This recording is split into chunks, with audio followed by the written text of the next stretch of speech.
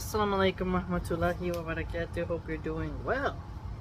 Let us continue reading Dante Alighieri's The Divine Comedy, The Inferno. We are on Canto 33. Okay? Should be exciting, very nerdy book. Lots of geographic stuff that is relevant to the time period. Lots of kind of Greek mythology in here. Greek and Roman history, so that can kind of make us feel a little left out if we're not familiar. But I like the imagery he brings up of his imaginary hell, and I find it to be beneficial because fire and brimstone stuff really gets you going in terms of your mind. Let's begin. Bismillah.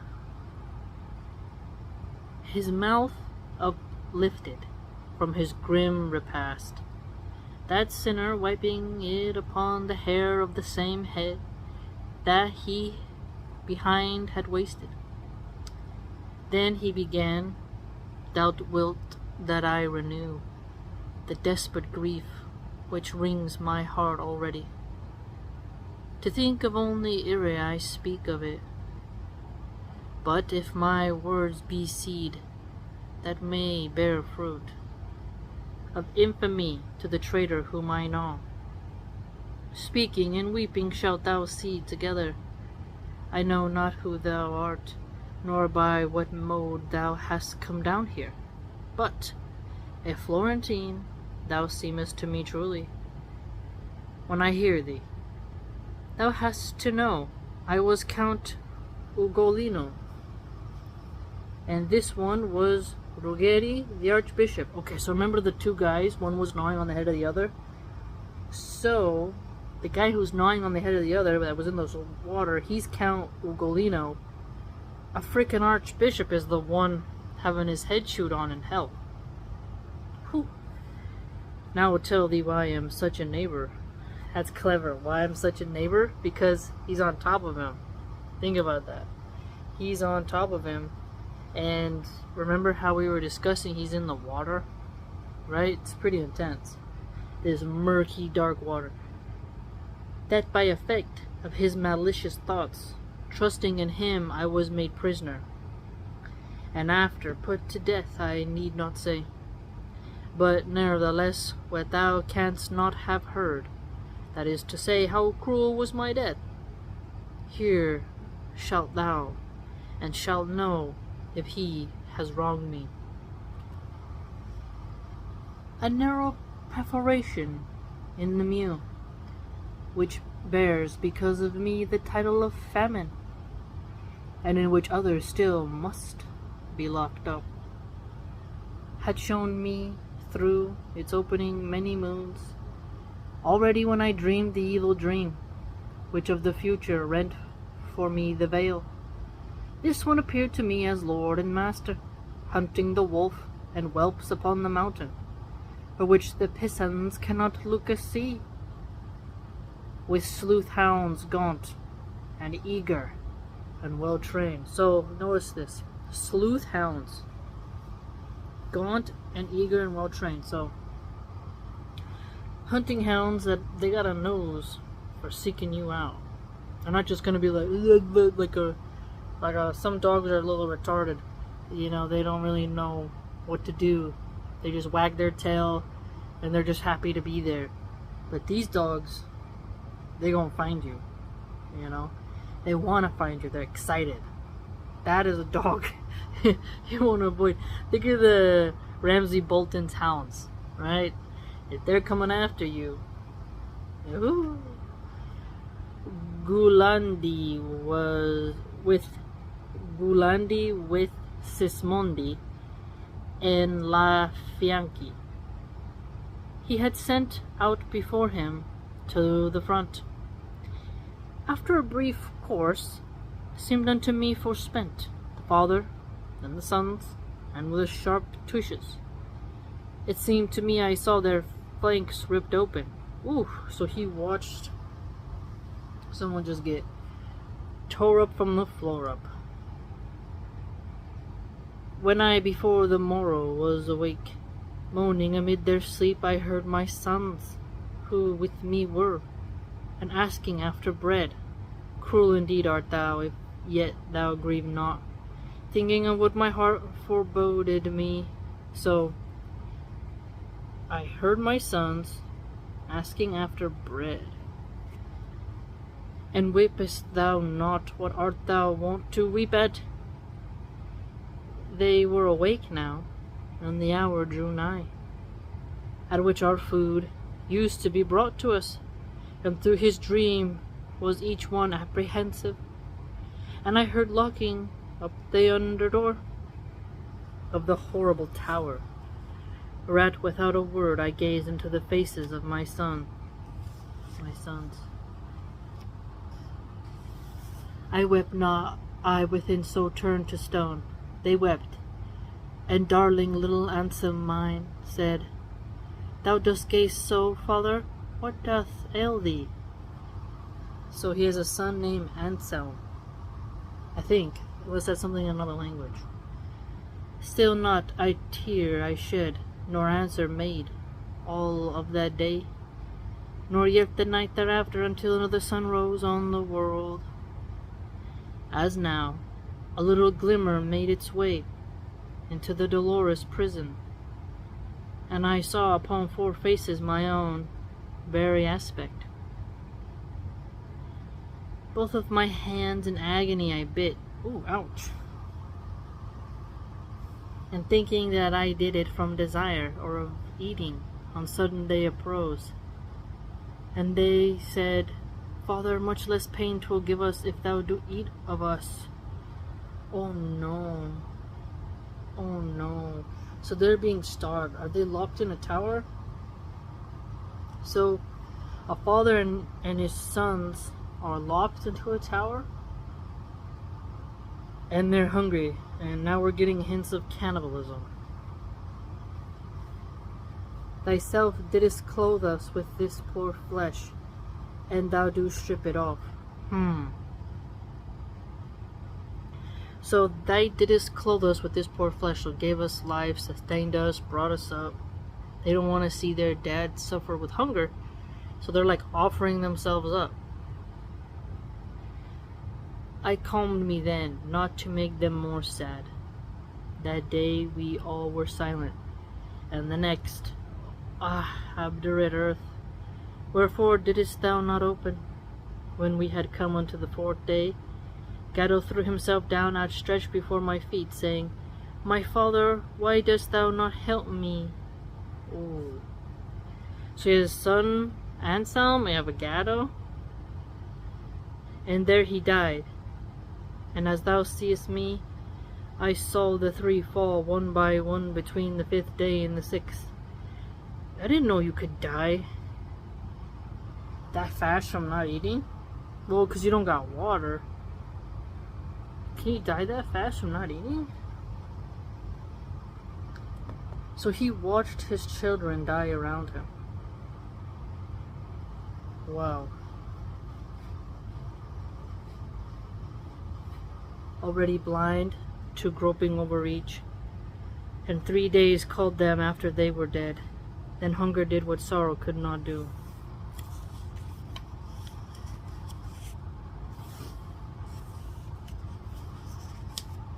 When he had said this, with his eyes distorted, the wretched skull resumed he with his teeth, which as a dog upon the bone were strong. Okay, so wow, Dante's watching this guy tell this story, to tell a story. He's chewing on the head of that guy, of the archbishop. Like how your dog, if you ever seen you give a dog like gnaw on it, so that's his, talk about a zombie scene.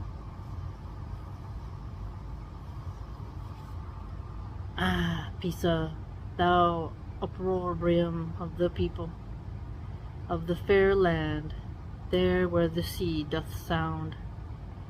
Since slow to punish thee thy neighbors are, let the Capria and Gorgona move, and make a hedge across the mouth of Arno, that make every person in thee may drown. For if Count Ugolino had the same fate, Oh, sorry. For if Count Ugolino had the same fame of having in thy castles thee betrayed, thou shouldst not on such cross have put his sons, guiltless of any crime, thou modern thieves, their youth made Ugochion and Brigata, and the other two my song doth name above. We pass still farther onward, where the ice and other people ruggedly enswathes, not downward turned, but all of them reversed. Okay, so notice this. I thought he was going to continue on, but the guys who are in the water, so remember, they're in this cold, murky water where people are submerged, not allowed to get out. So you can imagine the smell of all those bodies in that water, day after day after day. There's gloominess, right? It's dark, it's dank. And then this archbishop, who was the guy who locked this count in the tower with his sons, he's Count Ugolino, and his sons, he's got the father chewing on his head like a dog does to a bone. They were starved to death, and he watched his 3 kids perish, and now in hell he's chewing on that guy's head. That's dark. Interesting though. Weeping itself there does not let them weep, and the grief that finds a barrier in the eyes turns itself inward to increase the anguish. Notice this. So there's grief, and just feeling it in the eyes isn't enough. It goes inside and creates anguish. This is the thing I like when I think about hell, which is scary, because we read in the Hadith, when the Prophet, peace be upon him, gazed upon hell, he wept. He said, if you knew what I knew, you would laugh little and weep much, because he's seen paradise and he's seen a glimpse into hell. So the anguish that can be felt in hell, it's going to be on a level unimaginable. So heretics, blasphemers, occultists, servants of Shaitan, people like that who just mock any type of divine retribution, they won't be laughing in that time period. Something to really think about. Fire and brimstone speeches are hated by some who I think don't have the fear of God in them. They've hippophized God, right? Oh, God loves you no matter what you do, so just keep on sinning, just party on, and it's not a big deal. You see that from a lot of red pill content creators who trivialize sin, especially adultery and intoxicants. But here in Dante's work, you get a poetic example of the suffering, the synonyms, the vocabulary, the imagery and symbolism that comes to mind that can write itself on your soul and your mind, so that when you start to reflect, do some introspection, these things will come to mind and help you to see what it is you need to fix. Inshallah. Because the earliest tears a cluster form, and in the manner of a crystal vizier fill all the cup beneath the eyebrow full, and notwithstanding that, as in a callous, because of cold all sensibility, its a station had abandoned in my face. Still it appeared to me I felt some wind, whence I, my master who set this in motion, is not below here every vapor quenched? Whence he to me, full soon shalt thou be where thine eye shall answer make to thee of this. Sing the cause which raineth down the blast. And one of the wretches of the frozen crust cried out to us, O soul so merciless, that the last post is given unto you. Frozen crust. Lift from mine eyes the rigid veils, that I may vent the sorrow which impregns my heart. Allure the weeping reconjure and casson. Lift mine eyes of the rigid veils. So some tears freezing and not letting them to really open. wanting them maybe to take off that may vent the sorrow which impregnates my heart. So that sorrow is like a pregnant, living thing. Think about that. As a mom, you feel your baby move. It's like a special thing. You just feel so happy, right? You touch your womb and you can feel your baby. Think of the opposite of that. You need to talk just to get some of the anguish out. That in hell, the sorrow you have will rest inside your heart. It'll stay there. Think about it. And he wants him to remove those crusty veils of the frozen tears, it appears, so that he can weep some more and get, that opportunity to make a new frozen patch. I find that interesting. Whence I to him, if thou wouldst have me help thee, say who thou wast, and if I free thee not, may I go to the bottom of the ice? Then he replied, I am Friar Alberigo. He am I of the fruit of the bad garden, who here a date am I getting for my fig. Oh, said I to him, now art thou too dead, and he to me, how may my body fare? Up in the world no knowledge I possess.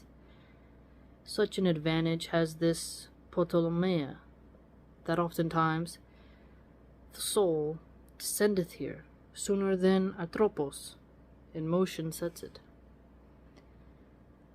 and that thou mayest more willingly remove from off my countenance these glassy tears. Yeah, I was on the right track then. Glassy tears, so these frozen tears. So on line 109, when he mentioned frozen crust, kind of like get that off, that it's so cold that when you cry your tears freeze. So imagine the discomfort. That's very potent. Know that as soon as any soul betrays, as I have done, his body by a demon is taken from him, who thereafter rules it. So a demon ruling someone's body, if they do what he did, until his time has wholly been revolved, itself down rushes into such a cistern, and still perchance above appear the body of yonder shade that winters here behind me. This thou shouldest know, if thou hast just come down. It is Sir Branca de Oria, and many years have passed away since he was thus locked up. I think, said I to him, thou dost deceive me, for Branca de Oria is not dead as yet, and eats and drinks and sleeps and puts on clothes. In mode above, said he, of Malebranc, there where is boiling the tenacious pitch. Boiling the tenacious pitch. So it's like a strong rumble, like it's so hot and simmering that it almost feels like it's coming at you. It's got energy. It's got like this vivid presence, tenacity. When something's tenacious, it's coming after you, and there's no reprieve, right? So if a dog is mauling you and they're tenacious, their flow doesn't stop. It's like just straight up, like shredding your neck like cheddar cheese.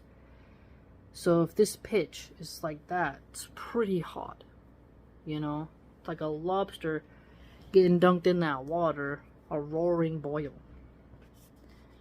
As yet had Mikhail Zanke not arrived, when this one left a devil in his stead, in his own body, and one near of kin, who made together with him the betrayal. So it sounds like possession of him and someone else. But hitherward stretch out thy hand forthwith, open mine eyes, and open them I did not, and to be rude to him was courtesy. Ooh. So he didn't do it. O Genoese, ye men at variance, with every virtue full of every vice. Wherefore were ye not scattered from the world? For with the vilest spirit of Romagna I found of you one such, who for his deeds in soul already in coctus bathes, and still above in body seems alive. Ooh. Ooh. Whoa, hold on. I think he just said that's the guy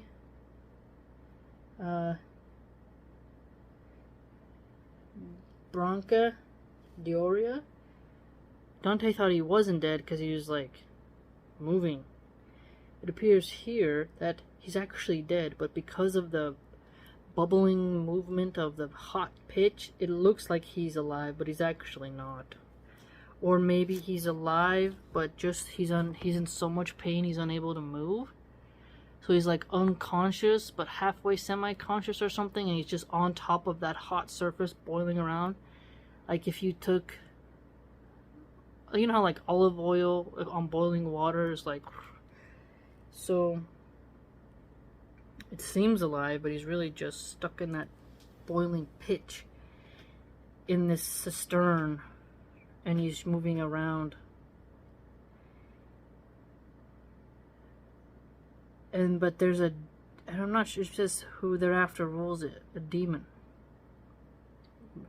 Wholly been revolved, so revolving is moving. Whew. Man, that's intense. Talk about scary. Whoa. That would be quite horrible to have to witness your children starving. In Game of Thrones, Cersei puts Ilaria Sand in the tower, the black cells? I don't remember if it's a black cell or what. With her daughter, they chain him to the wall, except Cersei gives that poison that killed her daughter to Ilaria's daughter, so that'll make her pass out chained to the wall. And as her body rots, Ilaria will have to watch it, and then Cersei commands the guards to give water and, if necessary, force feed, so that the mom has to watch the body of her own daughter decay as punishment for killing Marcella, Cersei's daughter, because Jaime watched her die in front, and Ilaria gave her the kiss of death because she put the poison on her lips and then kissed her Marcella goodbye. So it was like, and then she took the antidote and survived. So you have a little bit of that in cinema, right? Of what it would be like for a mom to watch her child perish. But Cersei had to hold her son Joffrey as he perished, which obviously is brutal as well. So here Dante has done something different, where it's a father watching his kids drop one by one as they're locked together. That'd be horrendous. Deep suffering. Deep suffering. And the one who did it now has that guy on top of his head in deep, murky water in hell. Pretty intense. Notice how the guy, though, the sin he did that landed him in the tower, whatever he did to land him in that type of a cruel punishment, right? So he's still in hell too, right? It's interesting. You would think, oh, he's going to be in paradise. But he must have done something to warrant such an extreme punishment. Yet, it was so cruel that it kind of transgressed bounds. Makes me think about how in Islam we're told not to transgress. You know. Cruel and unusual punishment can backfire. Really interesting. Let me know what you think. It's very vivid reading, this chapter. This canto. If you'd like to join my blog, it's www.subscribestar.com/MilahanArchive. Hope to see you there.